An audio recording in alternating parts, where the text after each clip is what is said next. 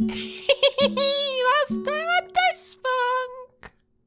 I have a friend with me, and your mom would like to arrange a play date, but I need to know that she won't eat my friend. Sorry if that's rude. I will teach him to be a mighty hunter. That's okay, he's already a mighty hunter. Hiya! I will hunt you! Also, should we be concerned that the weird sigil is present in the place where someone isn't where we would expect to find them?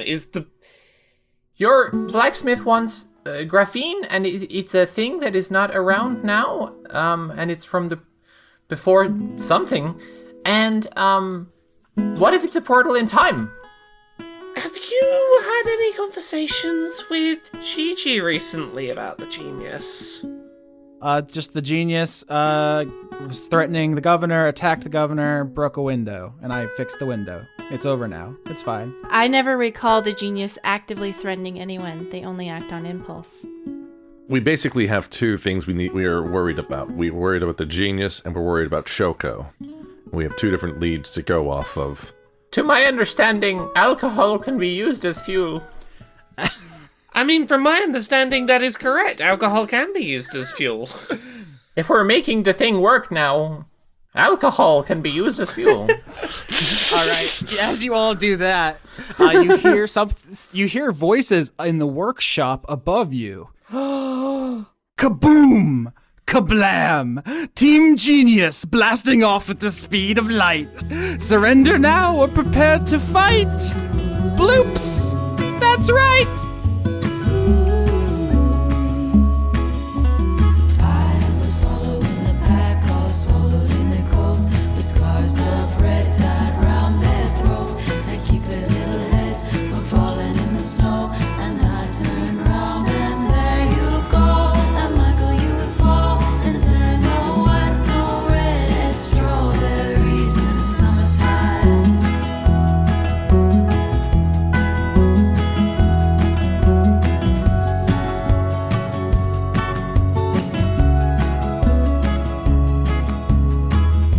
Oh, get ready. None of you were ready for this. Cherry Blossom Gamer Goo. Oh, God. Ew. Wait, I know about this. I think you talked about this once. What is that? Oh, God. I saw the picture of that, I think I'm now remembering. Yeah, that's right. Yeah, this, here's all I have to say about this stuff. Awful. Have you ever wanted to literally strip the moisture out of your hands and turn them to stone? Well, have I got the product for you? Nice crispy hands for my gamer girl GF. Can't have sweaty hands if your hands no longer have any moisture in them. Yeah, so it's your Gamer Girl GF, if by GF you mean your PlayStation controller. Yeah. Which, to be fair, you might, if you... Okay. As soon as I was saying it...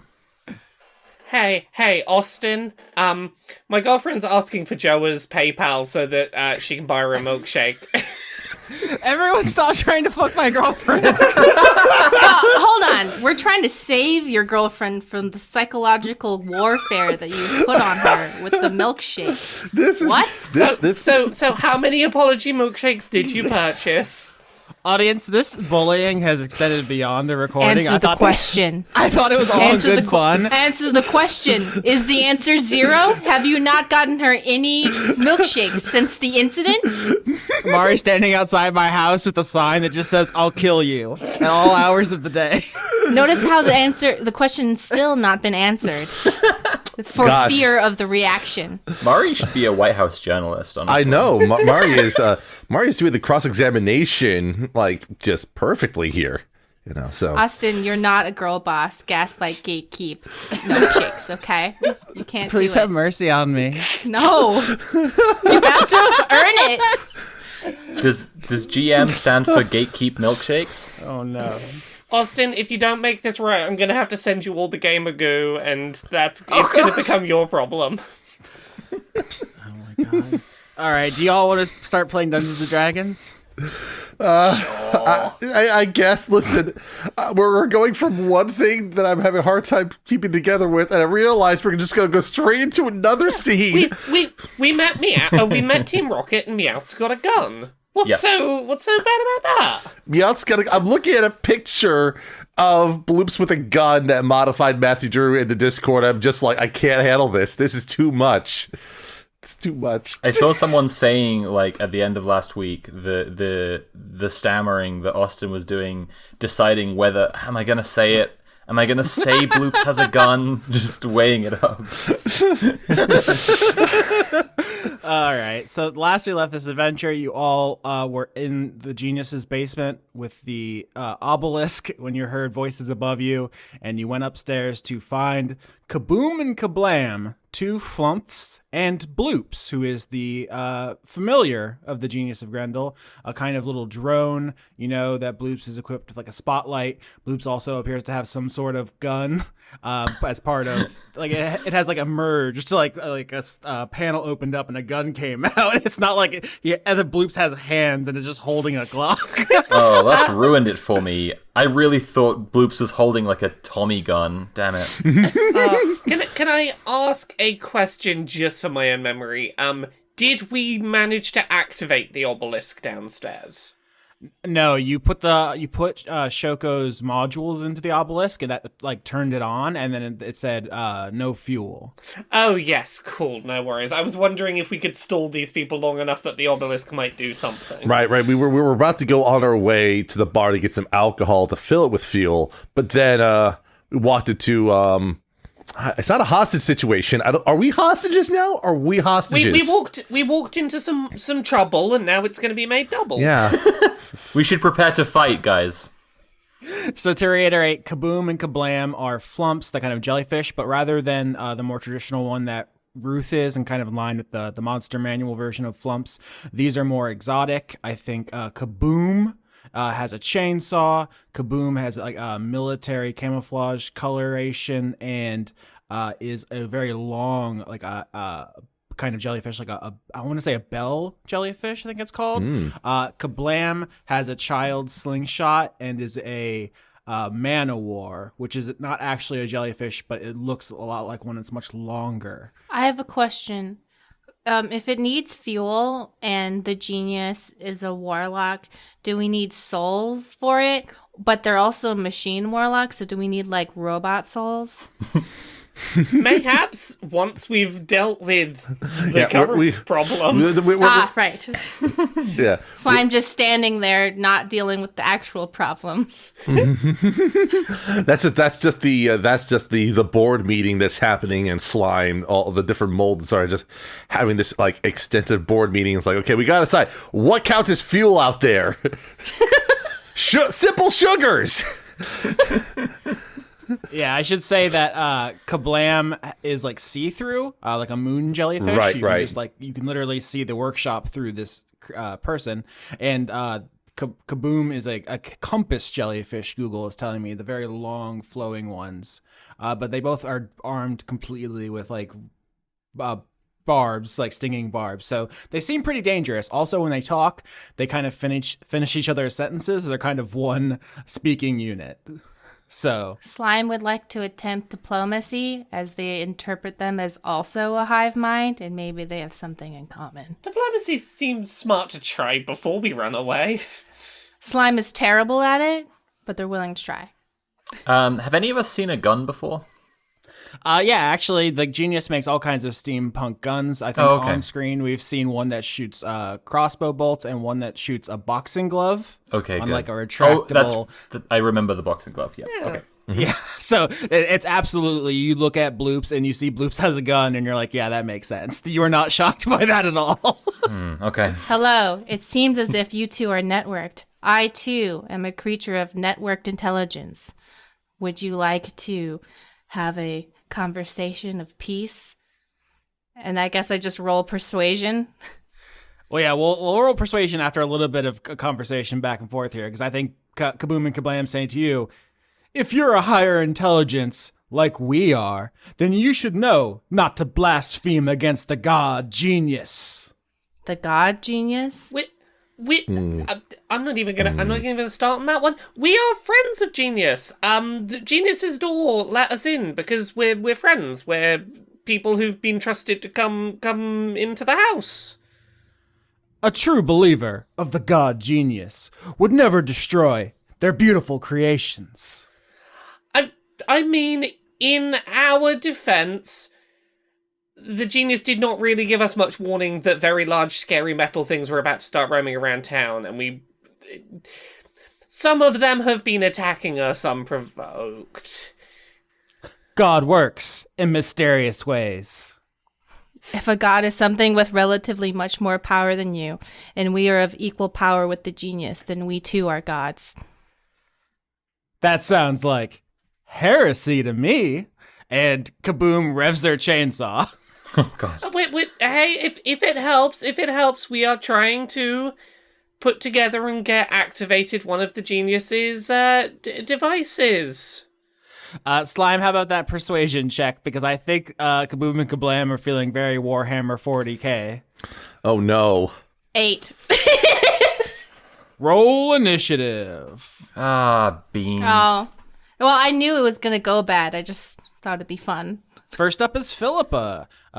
You see a chainsaw revving, you see a little slingshot being pulled back, and Bloops is trying to decide who to fire on. What do you do?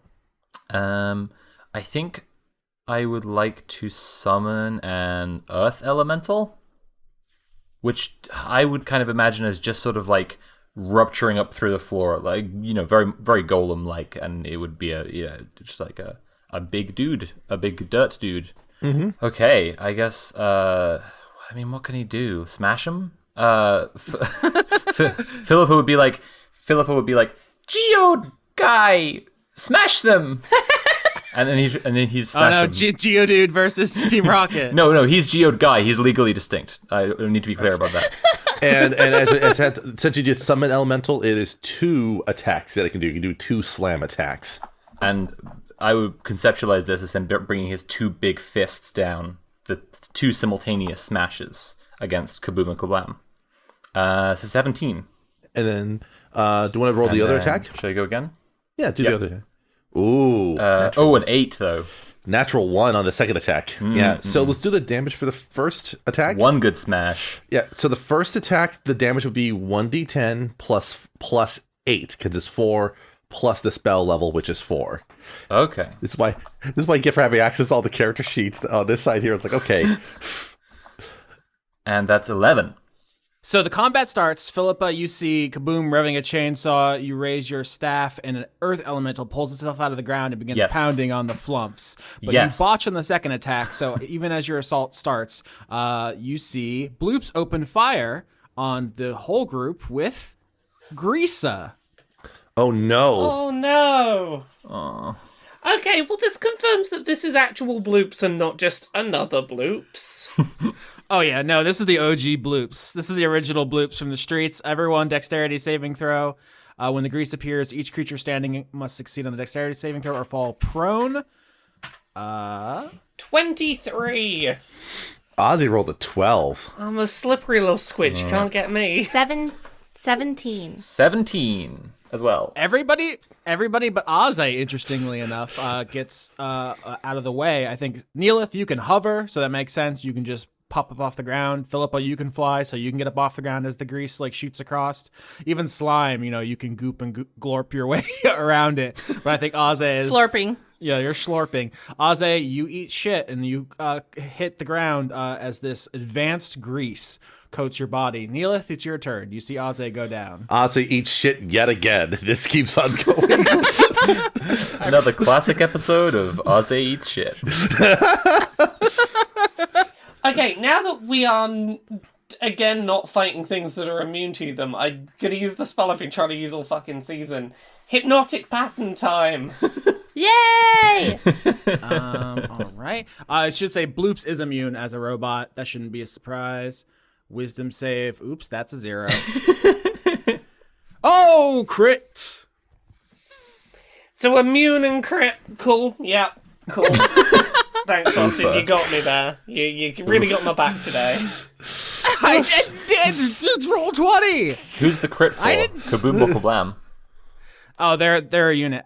Yeah, they share. Jesse and James always blast off together. Fantastic. Wow, I knew it.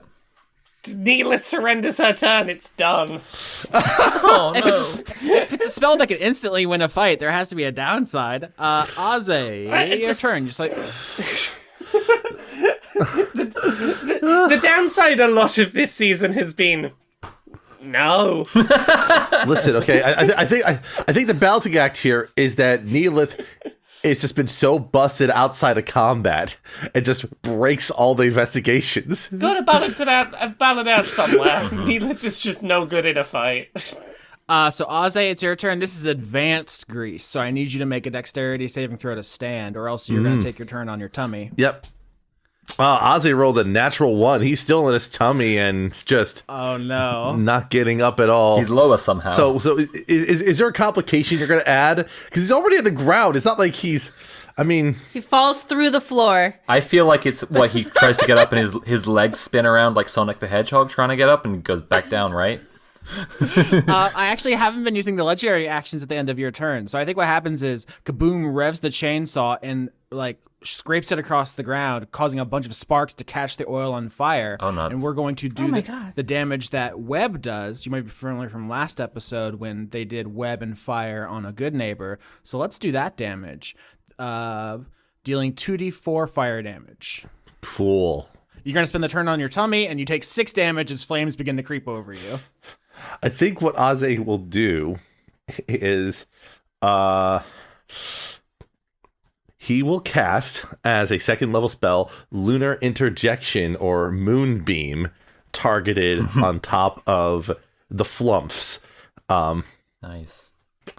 So in this case here, instead of it actually projecting from the moon itself, it just sort of like it's almost like one of the lamps in the room. You know, there's lamps, there's light bulbs in here. Obviously there's steampunk light bulbs. There's steampunk stuff, yeah. Yeah.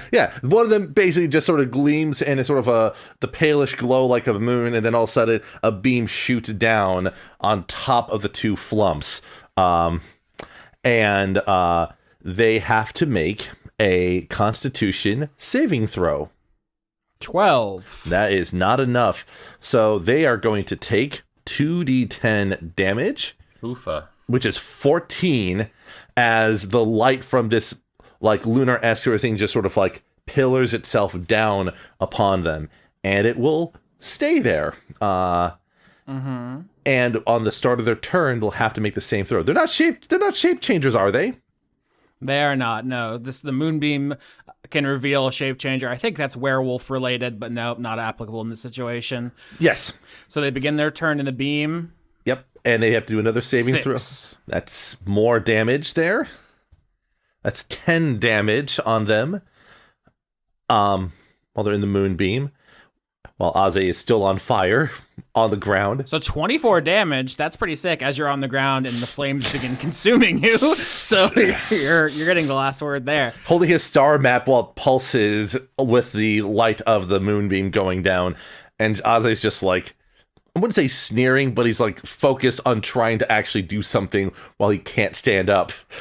Yeah, so now it is the enemy's turn. Obviously, Kaboom and Kablam scatter from the moonbeam. Bloops wasn't in it, but so tries to get a more advantageous position regardless. Remember, this whole fight's taking place in the Genius's workshop. So you're like ducking behind machinery, diving behind gears, and like trying to dodge chains hanging down. Like there's stuff going on in this scene that you can incorporate as you wish. But I think Kaboom and Kablam say, "I knew it! Kaboom! They're in league! Yes, Kablam! With that accursed box." You've got to be fucking kidding me. Since you just did that brutal moonbeam, so I think Kablam shoots you with their little slingshot. Using their man-o'-war tentacles, they pull back a little rock in the hammock of the slingshot and shoot it at you. 20! Wow, it did hit! It did hit. That's a hit, all right. Wow! Aze's stinky bad day. This is also why I did not burn a higher spell level slot on that lunar interjection, because I'm like, this is gonna be gone in one round. I'm almost certain.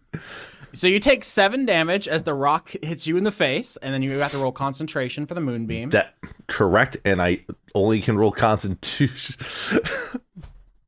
I rolled a 4, so therefore I fail, and the moonbeam dissipates as Aze struck in the face with the rock while still being on fire. Good shot, Kablam. Aze's prone, on fire, and now has been hit in the face with a rock.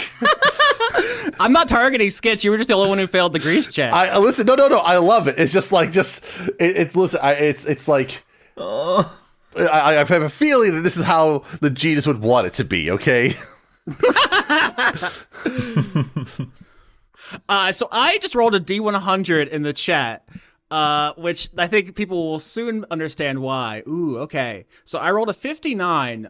You see when Kablam shoots that slingshot, they are momentarily surrounded by a magical aura. You do not know immediately why that is the case. Are these wild magic things? Are these wild magic rocks? Ooh, look at me. I'm Skitch. I know things. Listen, there's few reasons why you just roll a D100 in this situation, and I know you. So Phillippa, your Earth Elemental is going sicko mode on the team, so Kaboom is going to chainsaw that elemental. No, my geode guy. This is a pretty brutal attack, so it's a dex save, please. And 14. That actually does save, yeah. So you take half of the chainsaw damage, which is going to be... Can I just, Phillippa would go, geode guy, dodge!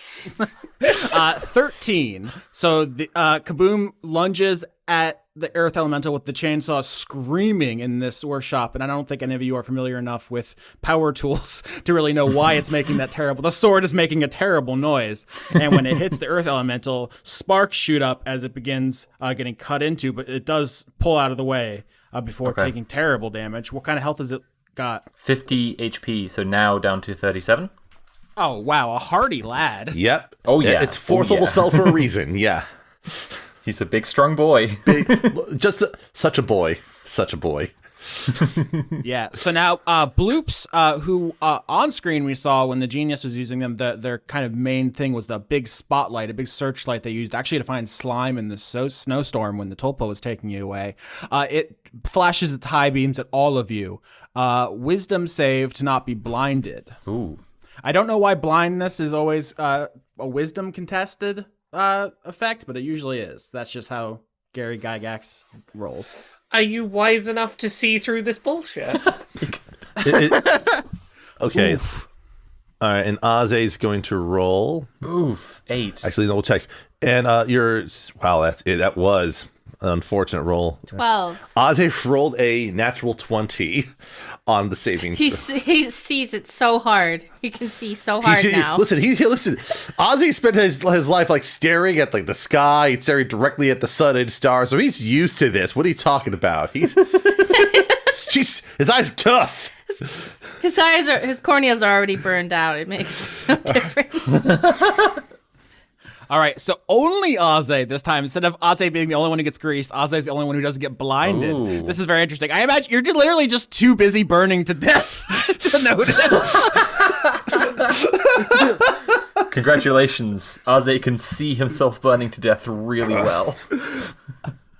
All right, so it is now Slime's turn. Slime, you're blind. At the end of your turn, you can roll that again to try to see better. I would like to cast Earthbind on Bloops so that, but maybe like have the source of the Earthbind be in a corner or something. So if anyone does any AoE damage, they'll be out of the way. Interesting. So Bloops has a terrible strength because they are a little robot. I don't know if I've specified. Yeah. That like there are different kinds of drones. When we say drones, I think this came up in season 4. Like military drones are like the size of small planes. This is much cuter. This is like, Magneton or Magnazone, the Pokemon. I'm just in my mind, it's a Magnazone. Mm-hmm.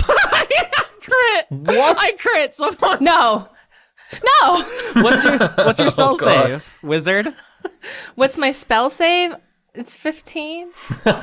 Oh man, that's so brutal. 15 against your 15. So the ground pulls up those bindings and Bloops just pulls through them, or even greases them and slips away. I think that's probably the. I like to imagine that Bloops somehow got that little like drawing that people put on cute things where it's like angry brows and just like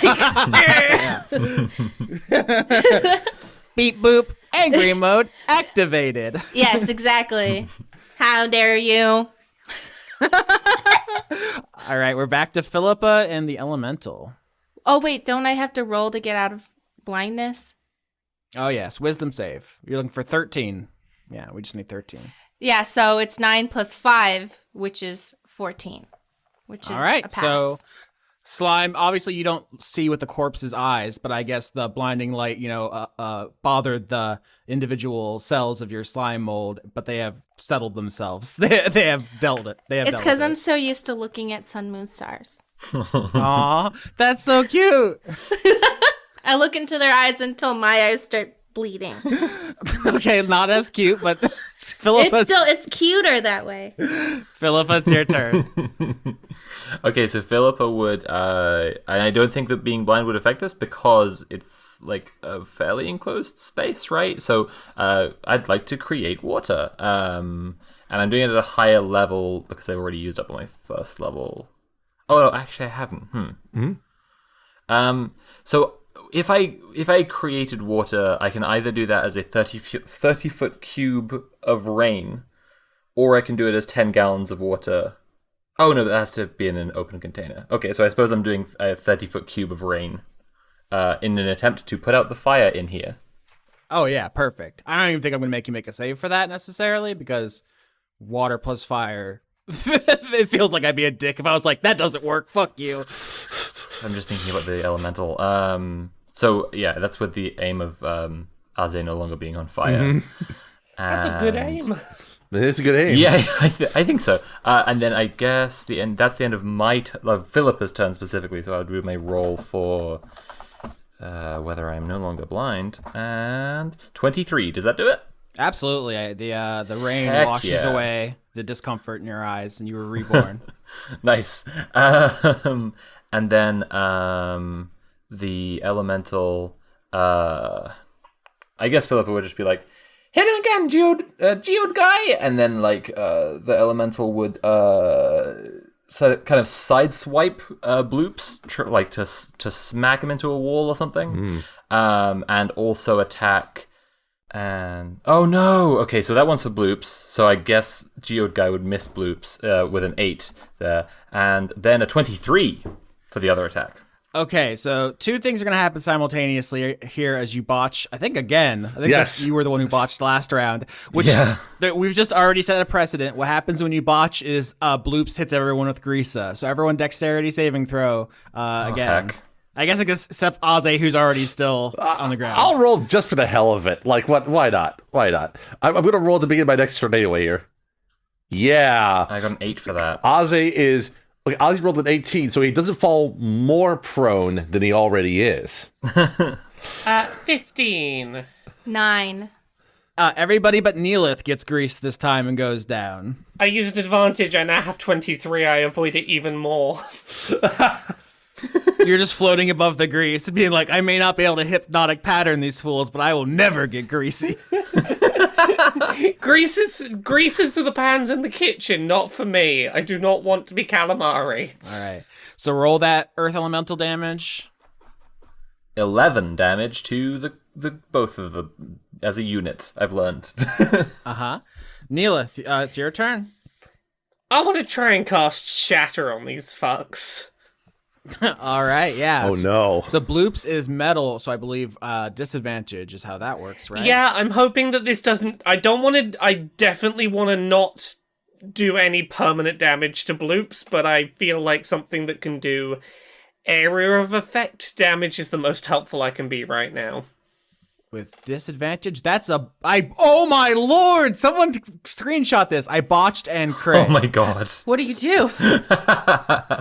Well, because Bloops is made of metal, to get disadvantage, so I have to take the botch. So let's say this is very effective. Neellith, walk us through. I think last time it was a plate. Is that still the case, where you're throwing these exploding plates? I'm wondering if maybe it's something else that is in the Genius's lab. I don't know if that would go over well with our Team Rocket members here, but fuck it. I think it's some not being used for any experiments at the moment, but a lot of like glass petri dishes and things.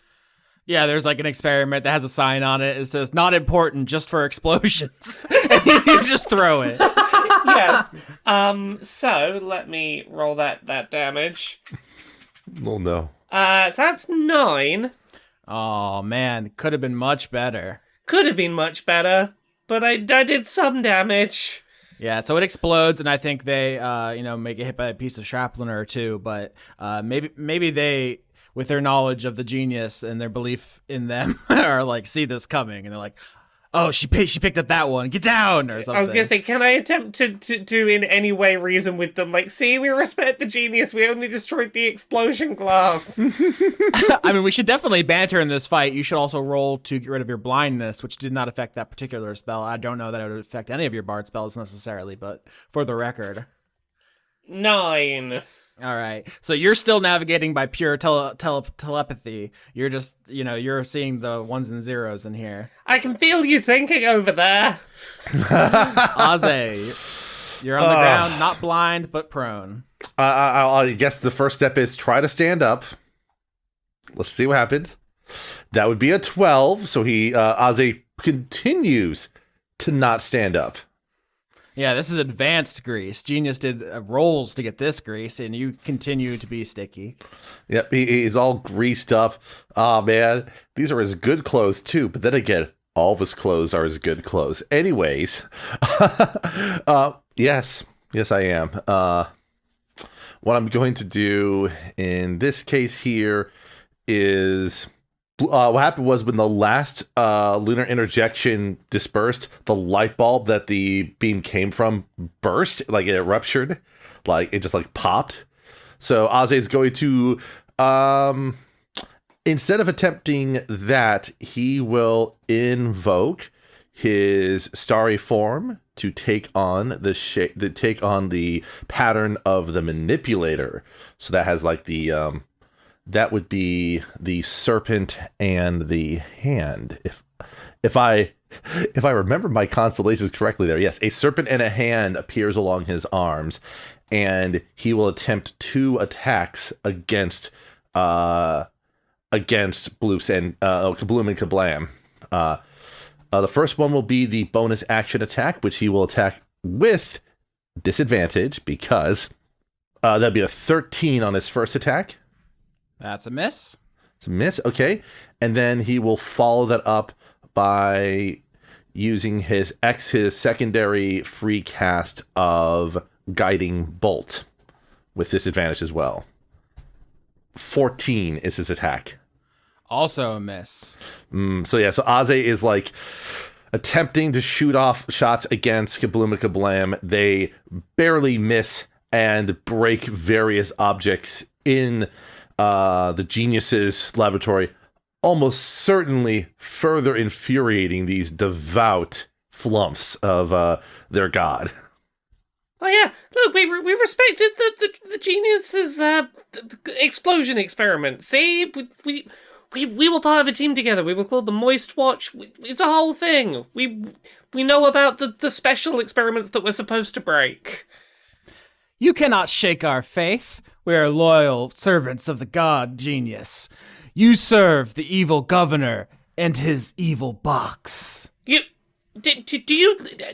you literally not know that the Moist Watch is a thing? Because if so, you really don't know the Genius that much, it seems like. You mess with the Pantheon. Once again, Aze, 17 as the slingshot goes at you. You got it. All right, you once again take a little baby damage, 3 damage, but then I get to roll on the D100. We love to see this, folks. 69! I rolled a 69! Nice. We did it. Come on! Please tell me that you've put something good on the wild magic table for 69. One second. I gotta screenshot this as well. You have to make it up. You have to make it up. You have to make it good. People are going to just claim this never happened. Reading from the player's handbook, you and everyone within 30 feet of you gives reciprocal oral sex. Weird. What? Why did they write that? Oh my god. Jesus fucking Christ. Are you sure that's from the player's handbook and not from that other book? Each creature within 30 feet of you becomes invisible for the next minute. The invisibility ends on a creature when it attacks or casts a spell. Okay. I didn't see this coming. So Kablam pulls the slingshot back with her tentacle, releases a little rock, which bonks Aze in the face. But then a wave of magic comes out from the slingshot and it just ripples through the room, and all of you disappear, turn invisible. What do you do? Hey, God. hey, look, if we can't fight each other right now, maybe we can just have a conversation. We're literally invisible. Can we talk this out?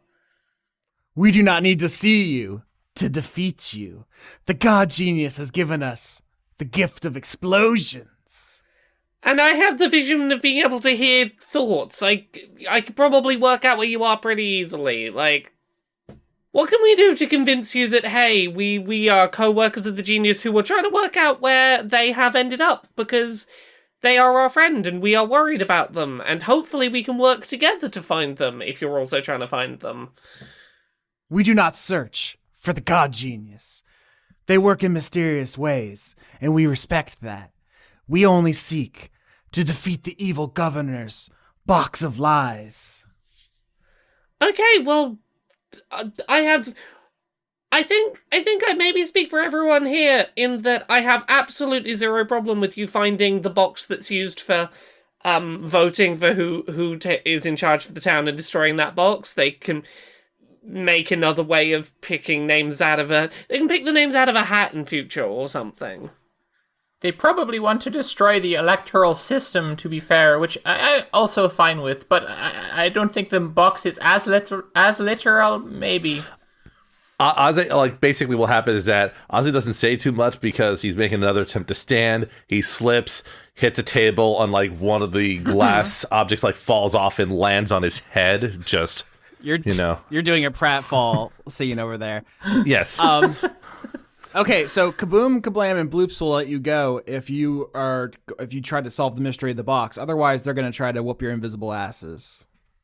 We will find the box. Yeah.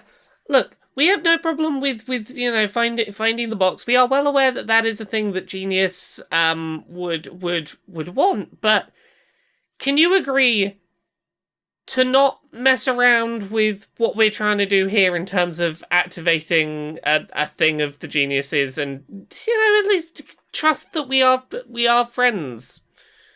The obelisk of the creator was made to be activated. Do you know what it does? I have a feeling that their answer would be akin to something mysterious, because something, the genius god.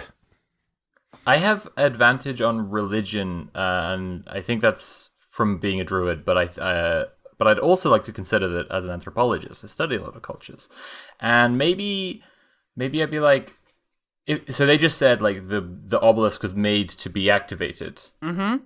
Yeah. Why don't you roll religion? Right. In an attempt to persuade them that I'm actually on their side, I'd like to say, and we were made to activate it. Classic Phillippa right here. 15. So with a 15, Phillippa, I think you've pieced together, they keep calling the genius God. The genius, I mean, yeah.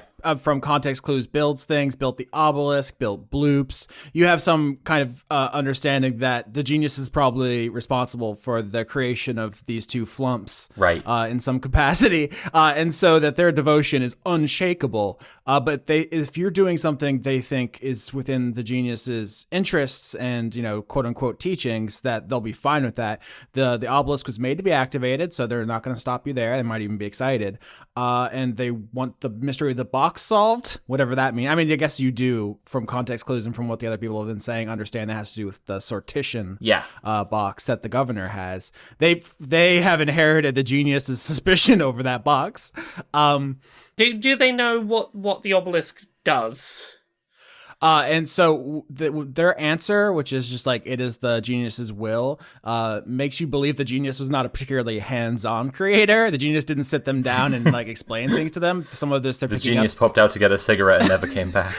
Chris and I literally make that joke in the episode we record where they Oh no. The genius has gifted us these holy weapons to carry out their vision, which they did not share with us, but we believe in wholeheartedly.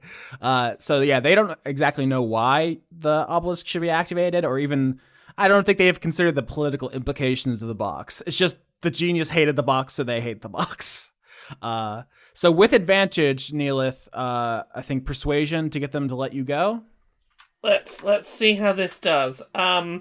24 on the first roll, 30 on the second roll. Holy heck. Well, that's not going to work, obviously. Gosh. A 30 is about the most persuasive I have ever been. I'm just so adorable and charismatic. You crit them with a persuasion and they just die from it. Laura, this is getting credence to my earlier point about hypnotic pattern not working. I'm not allowed good combat rolls because, right now I do one little wink and they're just completely like, yeah, no, you are the new god. We understand. Persuade them so hard that they don't believe in their god anymore. Do give them finger guns when you are persuading them. Oh, of course, 100%. There you go. Nice. Okay, so in addition to them letting you go with the crit, I'm going to give you something else, which is that Bloops will come with you. Bloops has the spell like light. So, you have a flashlight now. You have a flying flashlight. Can we communicate with Bloops? Yeah. You talk to Bloops when you unleash the good neighbors. Okay. So in a way, Bloops is kind of your familiar now. So how does this work? What is your argument with a crit that gets them to stand down? You know what? I've just thought of something. There's someone here who can attest that we know the genius. Bloops. You know that we know the genius, right? Yes. Neellith is whitelisted in the Friends protocol. Yeah, there we go. We're whitelisted on the Friends protocol. Do you mind if we take Bloops with us? We could do with a little bit of help. It'd be really appreciated. Bloops is but a servant of the god genius's will. Bloops will lead you to that accursed box. We must stay and guard the creator's monolith. Okay, cool. Appreciate it. The second we are out of their earshot, Neellith has some questions for Bloops. Okay. Yeah, so this scene ends with everybody eventually becoming visible again. Kaboom and Kablam go down to the basement. Bloops goes with you. The workshop's a mess, but you can hardly tell because it's always a mess. So there's two things that need to happen here. One is, I guess, a conversation with the Bloops. The other is to decide where you want to go, because you just told Kaboom and Kablam that you would go to the governor's lodge to see the sortition box. And last episode, there was a discussion about seeing Marina, about her dealings with Shoko. And then at the beginning of this episode, there was also discussion of getting fuel for the obelisk. So a lot of plates spinning. Hey, Bloops. We just want to make sure that the genius is okay. We're hoping you can maybe answer some questions. When did you last see the genius? I do all genius business in an incognito browser. So, you can't tell us what the monolith does or anything? The obelisk is an extension of the machine's will. Because my question right now is whether the genius left here of their own volition or was displaced by the machine. The genius does not do anything the genius does not want to do. What constitutes fuel? Hell yeah. Ooh, that's a great question. Bloop says, The Maker's monolith can be fueled in many ways. A chemical reaction or a magical reaction. So it can't be stored, it has to be an active reaction? I think they're just saying, like, yeah, you could pour alcohol into it, like, and use that like an ethanol combustion engine, or you could feed it a magical artifact, and it'll like suck the magic out of it and use that as fuel. Is basically what Bloops is telling you. Mm-hmm. Can fuel be harvested from the good neighbors? The obelisk and the good neighbors are one. They are extensions of the machine's will. Does the obelisk control organic creatures as well? No. The machine has no use for organics.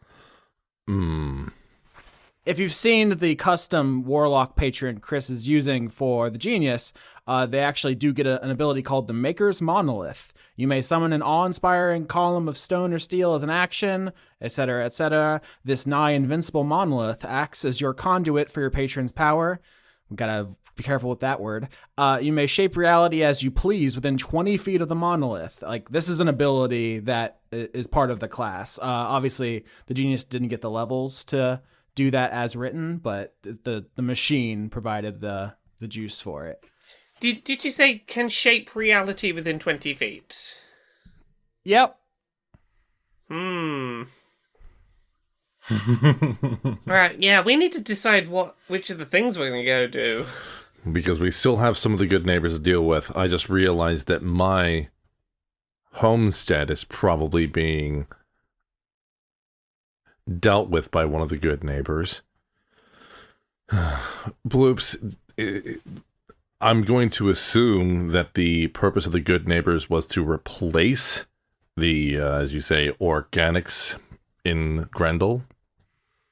Oh, that's a good question. Nope. Bloop says, the Good Neighbor Project was to assist the villagers in the event of the genius's demise or disappearance. So they're meant to work in conjunction with us. I do wonder what that one neighbor is. But I suppose that can wait. We can either try to fuel the obelisk, we can deal with finding, well, the box, or we can see if Marina knows anything about Shokos. I'm thinking maybe we deal with the things that aren't the box first and sort of finish that as our last step before we head back. Because that seems like it's going to be the biggest question mark of what the fuck we're actually doing. I would still like to talk to the tailor. I would say, Ozzy is like, well, we took care of investigating the obelisk. I think that I agree with Phillippa, and we should give Marina a visit. All right, so you leave the Genius of Grendel's workshop and going towards Marina's tailor shop. On the way there, I think you do pass by Ozzy's house, which is also where he does readings for people, the horoscope and map studies. You see there's a good neighbor sitting outside. One arm is a telescope, and one arm is actually an orrery. Do you know what an orrery is? It's like the 3D model of space. Yeah. Oh, yeah. Yeah. And so, like, you see the good neighbor puts the telescope arm up as if to, like, look through the clouds, and then puts it down, picks the other arm up, and makes a couple of adjustments with the telescope to, like, move a planet, move a star, and then puts the telescope back up, and it just keeps going back and forth doing that. Honestly, I don't have a problem with this particular good neighbor for the time being. I might have to keep it hidden from GG if I want to keep it, though. You say that as you walk by your house and approach Marina's. We've discussed her place before. It is a large metal building that none of you really understand what it is beyond the fact that it's like an ancient ruin. It's made out of some kind of metal material you've never seen before or anywhere else. And it's like very smooth and seems like very advanced from pre-apocalyptic times. You don't see a good neighbor outside. You open the door, and inside you see Marina, who is in a flurry of activity, sewing things, cutting things, measuring things. And inside of this big metal building is the good neighbor, whose arms are racks that she is putting her various textiles on to hold, and all the fingers are needles or are like sewing needles, and like one of its arms has like a string or a string dispenser. It's a very useful good neighbor, and Marina, rather than disassembling it, is 100% using it for its intended purpose, and just Hell yeah. just storing things on it, pulling string out of it, just 100% in her work. Marina, I'm back in town, and I'm in the Moist Club now. Hello, I haven't seen you in a while. You're back? How are the Giants? Oh, rowdy. Oh yeah? You gotta tell me the stories. I have told so many stories. They took me in as their scout, so I was telling stories pretty much nonstop to not get eaten. Anyway, how are you? How have you been? Oh, I'm doing great. This big guy showed up, and he's a great rack. All kinds of spools and swatches, and look at this. This came with just legs made of rugs. Hey, Marina, nice rack. That's why they didn't eat you. You're very funny. I do my best. Oh, what kind of food do they have? What do they eat up there? Lots of sheep, but not my Nobi. I took care of him. That's okay. Sometimes they will eat vegetation, but mostly meat, yeah. What's a Nobi? I met a sheep, and then I convinced the Frost Giants that he was the king god of all sheep, an immortal spirit reincarnated in mortal form, but I was making it up. I just didn't want them to eat him. Well, you don't know he's not the immortal god of king sheep. I mean, I asked him, and he said no. Sounds like something an immortal god king would do. You know, you got me there. So, how can I help you all? Robots, eh? Yeah, and also you were doing something. Oh, you were doing something with Shoko. I mean, she came by. I don't know if I call it doing something. Oh. So I feel like that's some secretiveness? Or am I misreading? I mean, insight to find out. 14.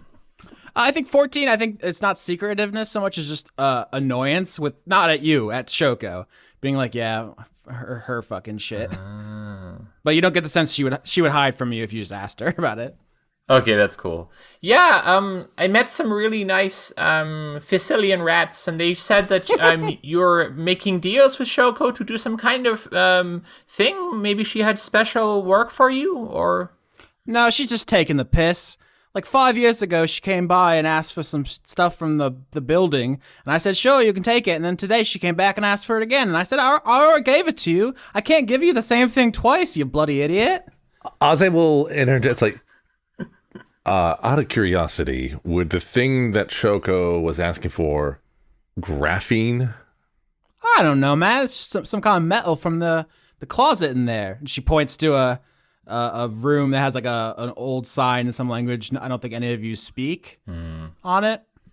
It's not like Shoko to be so forgetful. Well, she got big ears. Maybe the brains fell out. I don't know. That's a good anti-gremlin racism. Can I cast comprehend languages to read what the door says? Absolutely, Slime. I think you slither over there and you can like spit on the sign, which is your way. And you I just shove my whole body against it. Okay. Yeah. Nice. Everyone on this side of the room is having a conversation. You're making love to a sign. I'm just like rubbing my whole body on the sign. Nobody reacts. I'm just doing it.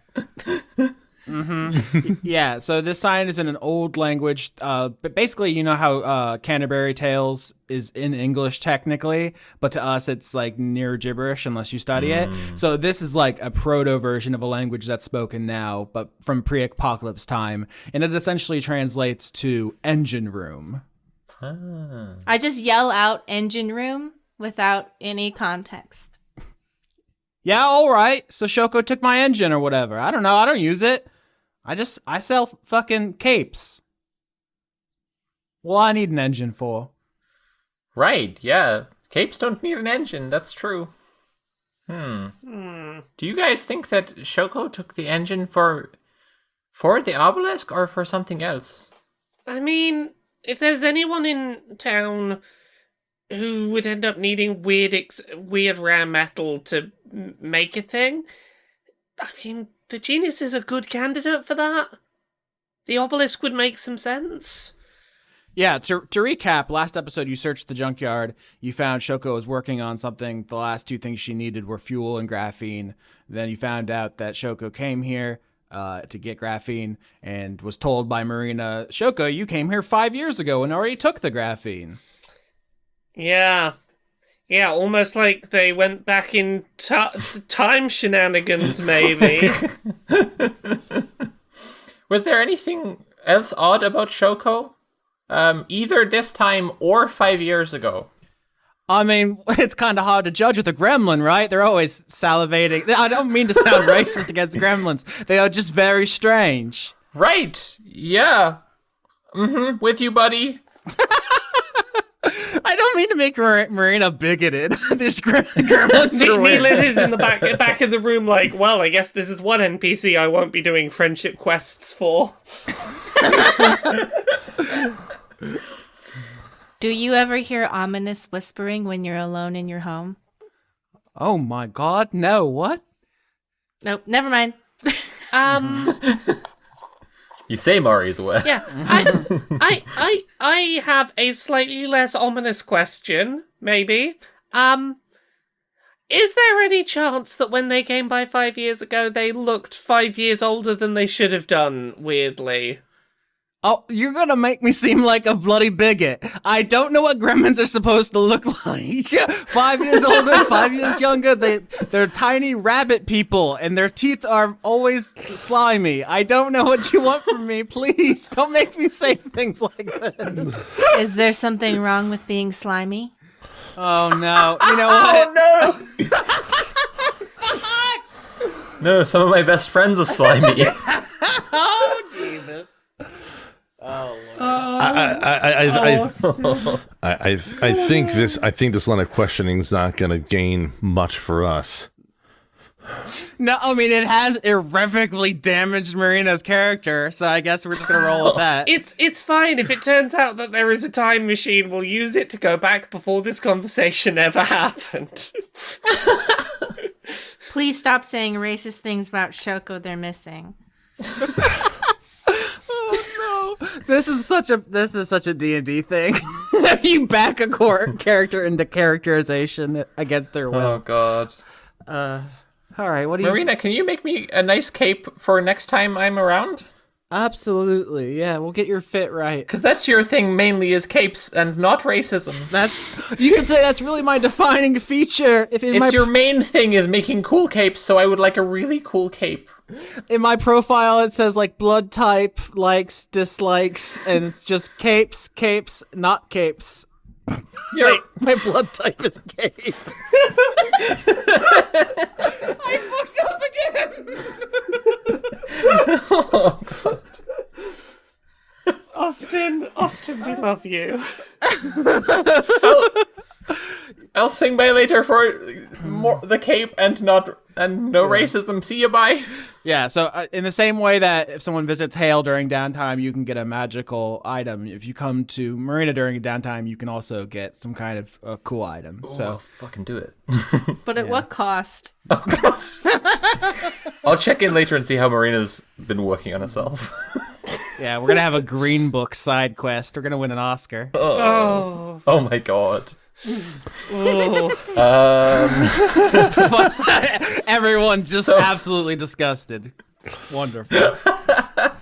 So, shall we go to somewhere else? Well, I think our next destination is. I think we need to go visit the governor's office after some of our results here. After some of our conclusions.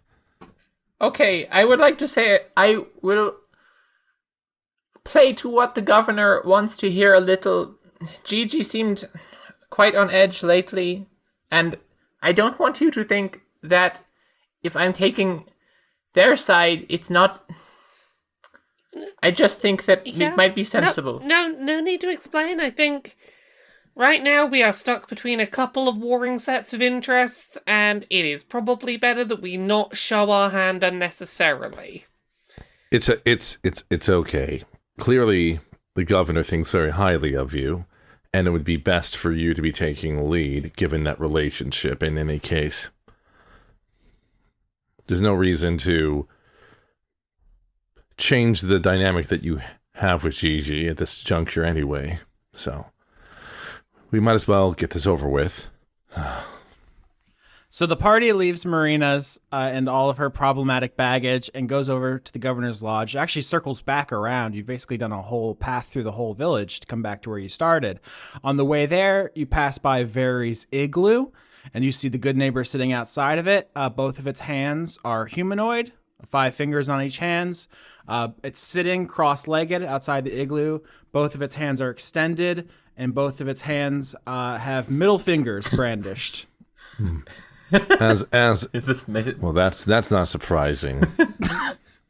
The good neighbor's just sitting outside of Very's place and just giving his house the double bird, nothing else.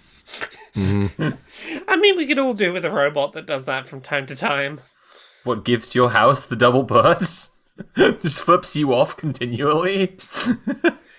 It's like every time I look out my window and Mari's out there with the sign, "This is get her a milkshake, you son of a bitch." I mean, the answer to that one's simple. Get her the milkshake. I'm out there with my laptop, just muting every time a car goes by. All right, so you approach the governor's mansion. I think you can just let yourself in, and Gigi is not home. What do you do? Oh. Investigate. Oh yeah, roll me that investigation. Yeah, Ozzy's gonna look for that glass again to see if he could get a better idea of what that glass has to say. Does anyone have speak with glass? 19. 19. Holy shit. 9. All right, so 19 and 19. Ozzy and Phillippa do the bulk of the finding here. Everyone's looking around. Ozzy, you find that piece of broken glass. You just pick it up off the floor. It clearly came from the window that got broken and replaced. With a 19, I'll say that this was just a stray piece that fell inside. You get the sense that it was most of it was blown out as it was broken from the inside. That's something you get with a 19. You look around. You don't find that much super suspicious in plain sight. I think there's a lot of edicts which say, no more robots. It is declared. You find some more arrest warrants, like he's been workshopping them for the genius. I think the one that was handed to you was very simple, but you see ones that are more elaborate, which say wanted for battery, assault, reckless mischief, destruction of property, just a whole litany of crimes. So we can talk more about that if you want, but it seems like the governor has been planning to arrest the genius for a while and was vacillating on it. Basically since the window incident, and was like, should I not? I don't know. And then the good neighbors were unleashed and the governor was like, fuck it, it's time. So you find that. You also find there are several drawers in the governor's desk that the genius famously pushed around. And you go to maybe just peek inside, and one or two of them open up easy, and you just see tape and snacks. And then you go to open up the bottom drawer, and it sticks a little. It's not that it's locked, but you go to pull it and clearly something stops you. There's a mechanism of some sort. With a 19, I'll say basically you get the sense that if you pulled it the rest of the way out, it would set off an alarm. Oh, okay. I've got a very high persuasion stat. Can I persuade it not to do that? Let's put that speak with furniture spell to good use there, Finally, we use. Ooh. Sleight of hand is the disarm trap roll. Well, I have +0 in that. I have a plus number in that. so Ozzy does as well. Yes, let's. Who has the highest in that? Let's try. All right. 10. I'm going to invoke the benefic to give a bonus D10. A D6, rather D6. My mistake. 12? There's a 12.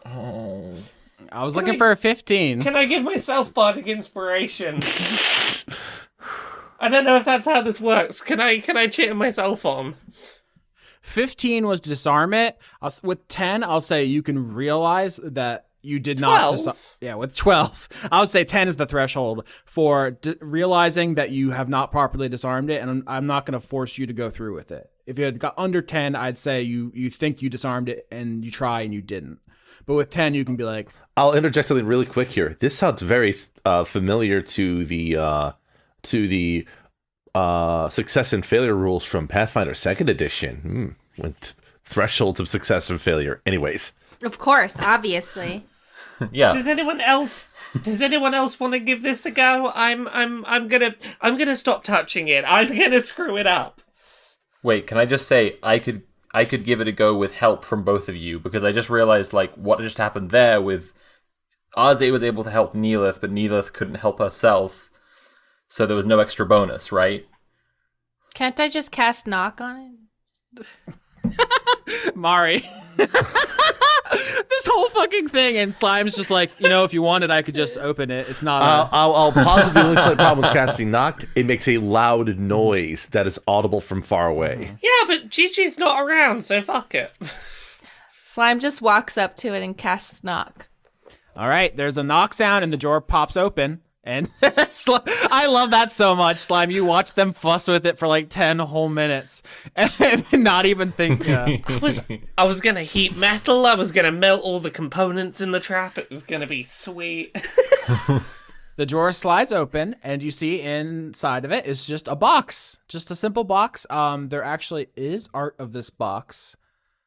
Locobo4 on Twitter, I believe, did the Genius of Grendel holding the box here, if you can see it, in the Roll20. So it is like a perfect cube, big enough for an entire village to put like their names inside of on strips of paper, but not much bigger. It fits in an office desk drawer. It is covered in like swoopy symbols, but they don't immediately jump out to you as significant beyond decoration. You will need to roll to know more about the box beyond the fact that it's a box. Is there any way we can check this box to tell whether, like, it actually does anything special that we would be negatively affecting if we destroyed it? Or is this literally just a basic wooden box that could be replaced tomorrow with a bucket? Arcana. Okay, Arcana. 2. 12. 19. 19 on Arcana. Ozzy will join in on this. Ozzy rolled a 20. Yeah, 19 and 20, both are what I needed right there. I think, Neil, if you look at the box and you say like, that little symbol there, like in the design, it has a very like, you know those 90s cups with the blue and pink swoosh on them? What is that called? Oh, no, I know. The Solo Cup.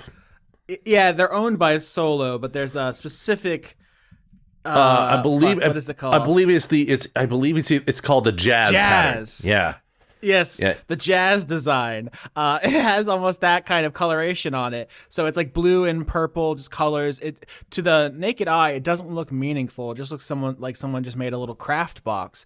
But with a 19 and a 20, I think, Neellith, you say like, that one looks like something. And Ozzy, you look at it and you say, I think I've seen that before. That image. That seems like something. Shit. There's more to this box than meets the eye. And Bloops can go, yes, the box is evil. Can you be any more specific than that, Bloops? Ozzy's going to feel his finger along that specific marking with the. I shared a picture in the chat with the jazz sort of like little splash there. Yeah, I don't know why that came to mind. I was just trying to think of an innocuous graphic design. You know, even better. Here. It's like Ozzy suddenly wearing the sweatshirt with the jazz pattern on it. Anyways. Oh god. From Wish.com. The box has been rigged. And Ozzy, you brush your finger over the pattern, and you don't it's not strong, whatever feeling you get, because it would be too obvious to people using it. But it's like you're so looking for something. I think maybe like the hairs on your arm stand up a little bit, just imperceptible. If you hadn't rolled so well, I'd say you don't feel anything. But something's going on with this box. You don't know if Bloops is correct that it's rigged, but something's happening with it.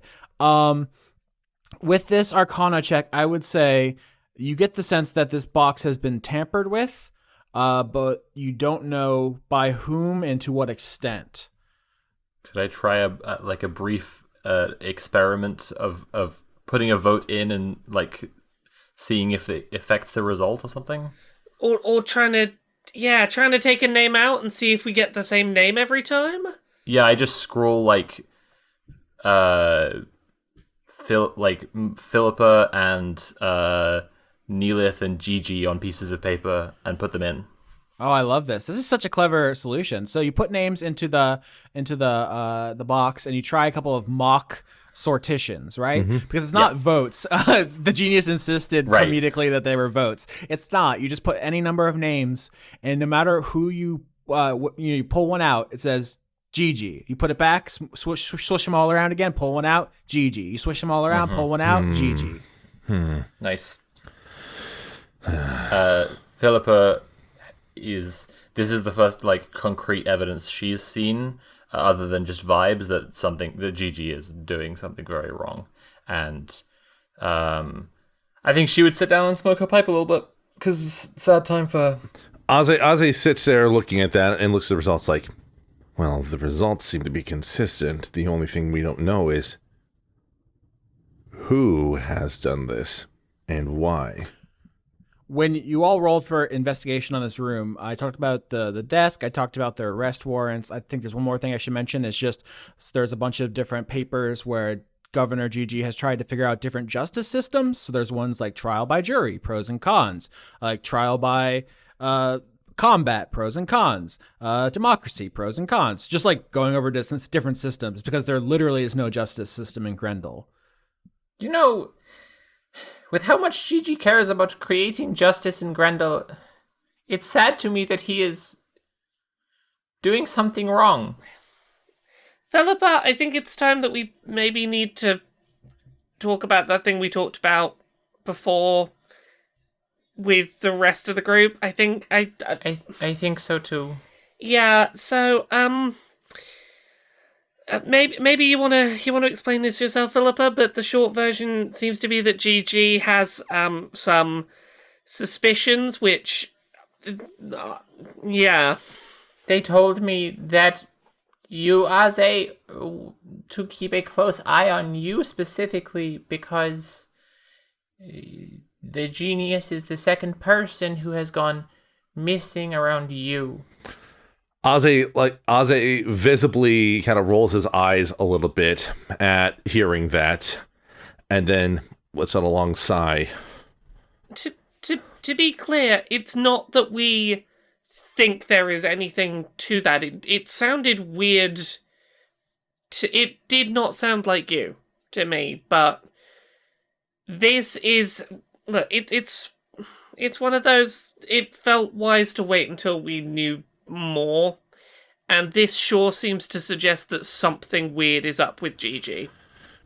I wouldn't necessarily say that. This isn't the first time that I've drawn suspicion from Gigi in the slightest, so... Can Phillippa be like looking through the Gigi's like different plans for justice systems in case anything is like particularly interesting about those? See, for some reason, like the cynical / sadistic side of me has to doing like little stick figure drawings of the different justice systems in action, and like one of them has like a stick, like a drawing of like the genius or Aze like being strung up on a noose or something like that. It's right, just, like, exactly, yeah, right. Just firing squad and stuff like that. It's like, no, this is terrible.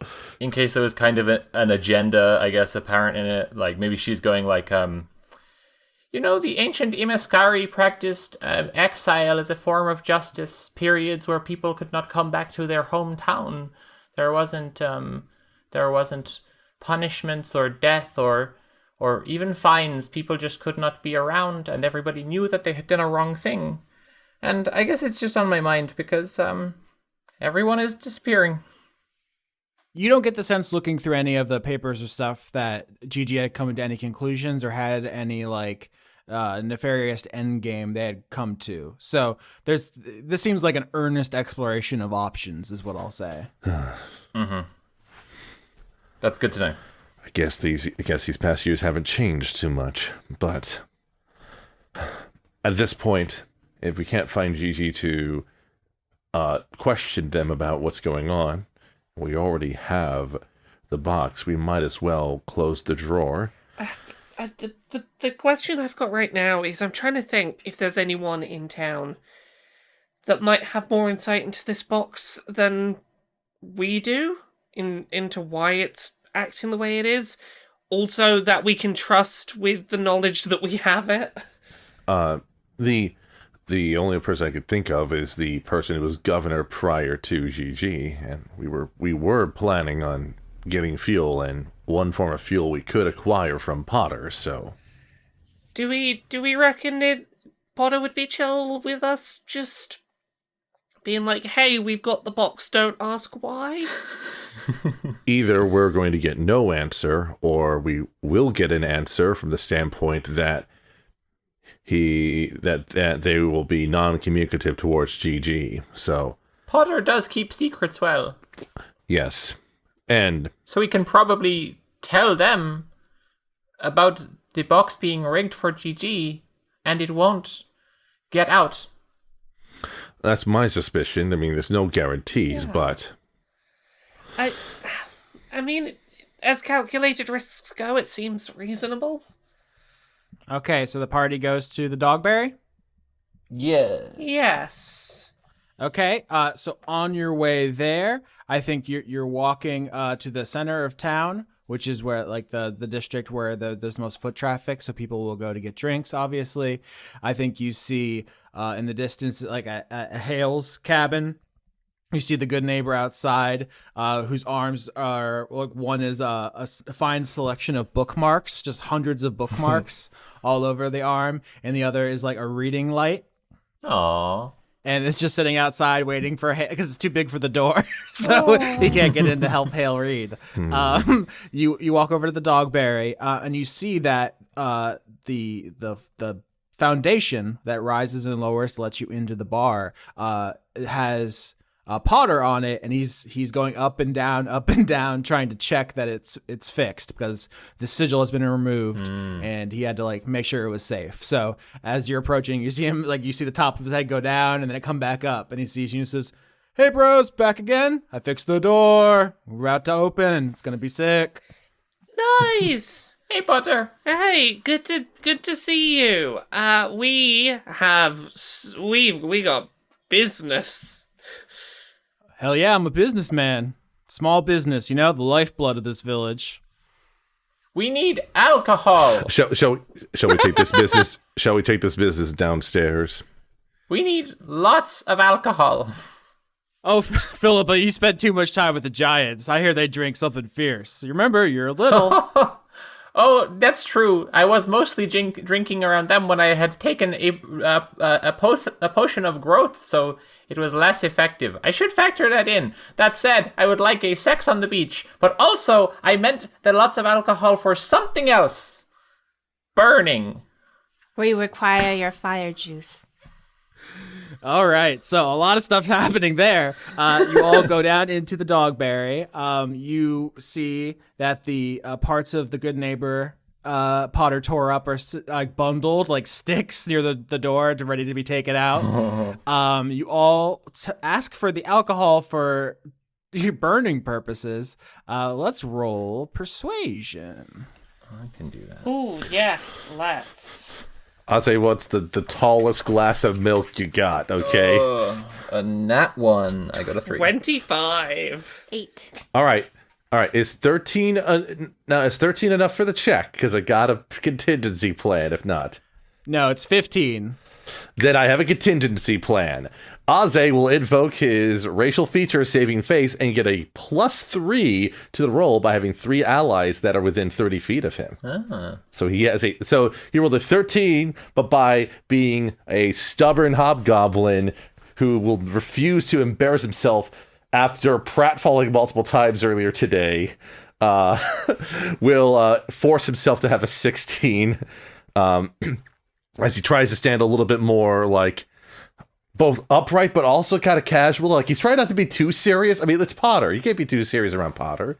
So there's a lot of elements to this. 25 and a 16 pass, so you will get the alcohol. I need us to role play that conversation, including the part where you rally back to save face. Also, Phillippa botched, so I think while this conversation's happening, Potter's making you drinks, and he makes your sex on the beach too strong, and I think you're going to be a little buzzed as a result of your botch for a little bit. So we'll deal with that as it goes along. So I'm gonna tell you this. It's gonna sound the most Genius of Grendel thing that has ever happened, but we found a giant weird mechanical obelisk in the basement. It needs fuel. We're trying to find our friend, and obviously that led us to a weird mechanical obelisk. Like, what? I don't know how else this would have played out. Wow, if you all were anyone else, I would tell you to take a hike, but that does sound like some Genius of Grendel shit, so I gotta give it to you there. But you do realize this is like my business. I can't give you all of my stock, then I will have nothing to sell until summer, or nothing to share with my friends, because I don't really sell during the winter, but you know what I mean. Yeah, but we just need enough for... Sorry. We need enough to get a machine to start up. Also, if it would help, I could spend some downtime with you helping you make more alcohol, because I do have proficiency with brewing tools. If it's any solace, I've already have offered my assistance in aiding Hale on things after there was some unfortunate incidents over at their place. If there's anything that I can do to assist on matters to help recoup or reestablish your wares here, it would be my honor to do so. This is Philippa's botch going in. And also, I can tell you about the cheating box, and that would also... Wait. No, that doesn't help. I don't know what that means, but I will say, honor doesn't really pay the bills, Aze. Not to be a dick about it, but you know what we do here. Hey. I can offer to pay you in a one-of-a-kind, there are 3 of them, but one-of-a-kind item. Oh my god. Neellith is going to produce one of the Genius of Grendel screaming Beyblades. Oh god. All right, so you succeeded on the check, so strictly speaking, you don't need to give up any resources, but if you would like to do this, that could certainly be a thing. I can offer one up. Potter takes it and just says, it's like a serving tray. I mean, I got some serving trays. It is a very, very big, very just It yells! pop one of these on top of it. Yeah, you pop like a glass on top of it, and it has the Genius of Grendel's face on it already, which is bad enough. But as soon as the glass touches it, it begins yelling, "Ah!" And Potter's like, "What the fuck? Come on!" I'm gonna be honest. Why are you like this? I'm gonna be honest. I have no idea what the fuck to do with these. Do you want one? All right, so I think this is when Ozzy comes in and saves face. Like Potter, I will promise you 3 things. 1, after we take care of this, I will do whatever work you need of me to help replenish your stock, whatever needs to be replenished. 2, any tips that I accrue during my readings, once the spring comes, I'll gladly hand over to you to aid in anything that you need for bartering. And 3, you have anytime, if you want me to, I'll come over and we'll actually share some drinks for once. I mean, dude, if you're offering me all your tips, then like, hell yeah, I'm down to clown till I'm cold in the ground. You know what I'm saying? Speaking of clowning around, Phillippa finishes her drink and then climbs onto the screaming disc. Hell yeah. Speaking of clowning around, She's really small and cannot handle this. Speaking of clowning around, we suspect there might have been some clowning regarding the selection of the current governor, Potter. Yeah, I mean, he's a clown, but what are you gonna do? You misunderstand. So, as you know, Tell them about the... She's yelling over the screaming disc. Tell them about the cheating box! I just want to pull. I just like this idea of like doing like the as you know gag with like I was like, so the box where we put in our names and a name is drawn from it. We have happened upon it, Potter. Yeah, do you show him the box? Phillippa would attempt to throw the box to the group, Yes! but it's on a spinning disc Yes! and tipsy. Just do it. Bad ideas, all right? Catch! And... Okay. And... Just do a ranged attack. Athletics? Just to throw? Yeah. I'd say just just a D20. Do you want to do it with disadvantage because you're drunk? I don't know. Okay, I'll do it with disadvantage. Oh, I rolled the same thing twice. It's a 6. Yeah, you chuck the box across the bar and you smash a bottle of brandy. Oh, no. Sorry. Oh fuck! I guess I was going to give all this to you anyway. So what does it matter? That's your shit now. Aze picks up the box, gingerly shakes off the bourbon from it. It's like we did an experiment by putting names in here and drawing them. Here, let me just show you. And Aze proceeds to write out lots for everyone in the room, including Bloops. So you got, Bloops, Slime, Neellith, Phillippa, Potter, Aze, and then he adds Gigi to the list, puts them all into the box, and draws a lot from it. Yeah. So while you're writing all the names, Potter's like looking at the alcohol spreading across this floor and says like, "That's not coming out of the tips you're giving me." Just letting you know that. Slime backs into the corner. Slime, get on the disc and don't touch the brandy. And it's fun. And uh-oh. Slime, do you jump up on the disc? Yes. All right. Neellith is starting to look through her bag, trying to find any kind of like high carbohydrate food that could maybe help to sober someone up. This is such a great image. But then you finish writing the names, put them in the box. Potter swirls them around, picks one. Bloops. Oh. Interesting. So Bloops is the governor now? What are you trying to show me? Yay, Bloops is the governor! Yay. I don't know if it's location specific, but when we did this in Gigi's office, over and over and over and over and over again, it just kept drawing Gigi's name. Bloop says, "Bow before me, mortals. The reign of Governor Bloops has begun." Aze just Yay, like Governor Bloops! puts all the lots in there and then draws one himself. And what does it come out as? Gigi. Repeat that a few times? Gigi. And then he has Potter draw one. Congrats, Slime. You're the governor now. Yeah. Okay. Every time Aze pulls the name out, it is always Gigi. This box is somehow rigged and we don't understand it. Are they drunk and are you drunk? Well, Aze's not drunk. He hasn't had anything to drink yet. He's going to be sloshed when he gets his sip of whatever alcohol, though. Neellith's going to try and take a name out of the box now out of curiosity. Gigi. And Phillippa goes, "No one here is drunk." So yeah, So it's. I had been wondering if this was something Arze specific, but I'm thinking it's more the opposite, that it's something not Potter specific.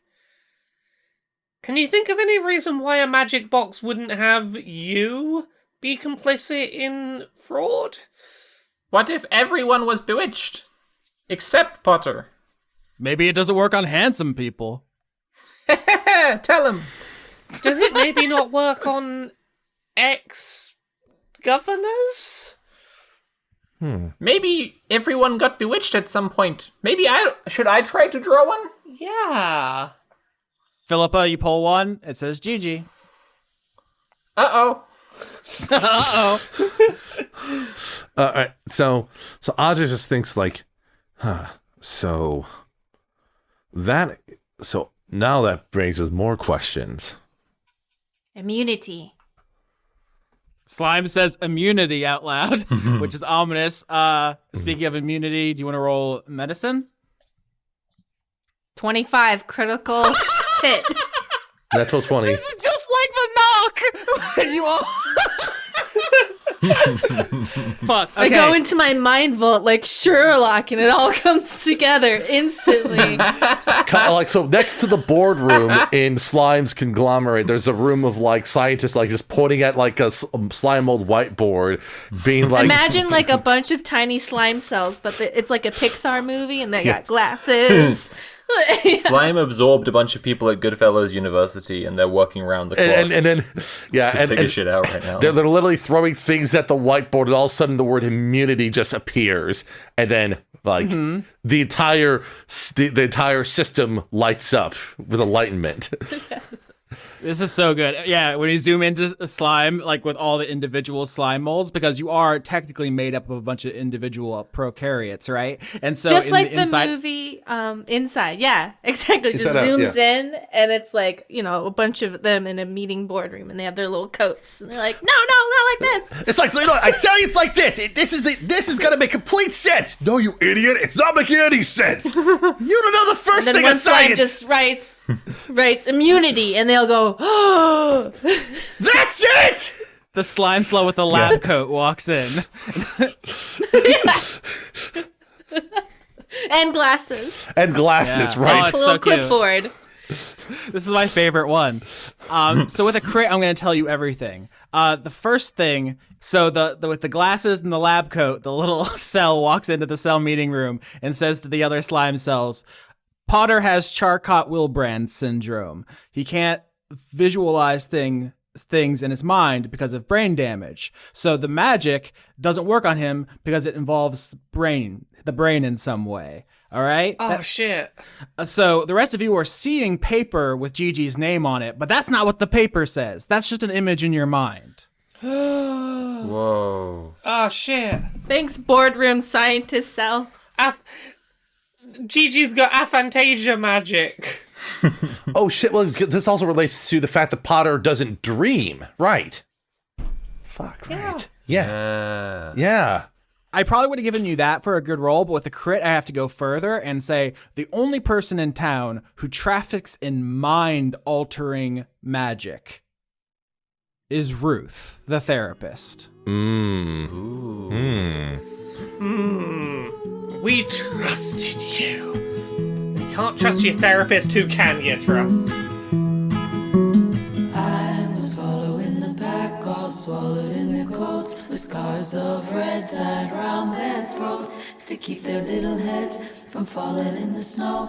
And I turned round and there you go, and Michael, you would fall and turn the white snow red and strawberries in the summertime.